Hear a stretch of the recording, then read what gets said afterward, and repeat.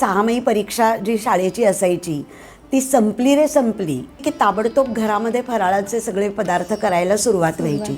त्याच वेळेला आकाशकंदील करायची सुरुवात व्हायची. फराळ करताना स्वयंपाकघरातलं वातावरण कसं असायचं? चकली करताना ती गोल कशी पडेल बरोबर, करंजी करताना ती फुटता कामा नाही, रवा किती घालायचा त्याच्यामध्ये, मैद्यामध्ये मोहन किती घालायचं. मोठेले डबे असायचे तर ते धुवून उन्हात वाळवत टाकायचे, पूर्ण कोरडे पाहिजेत ते.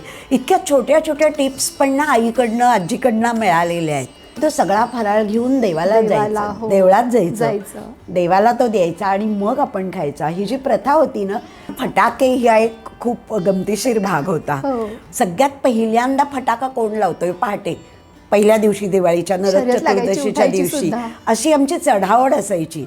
ही मजा आहे ना ती त्या कृतीमध्ये आहे, त्याच वेळेला ती माणसांमधली मजा आहे. हा पॉडकास्ट त्या सगळ्यांसाठी आहे ज्यांना ह्या आठवणी ऐकल्यानंतर ते पुन्हा आपल्या त्या जगात जातील जिथे ही सगळी मजा होती. ती मजा आत्ताच्या ह्याच्यात मला कुठे दिसत नाही, कारण माणसं नाही आहेत.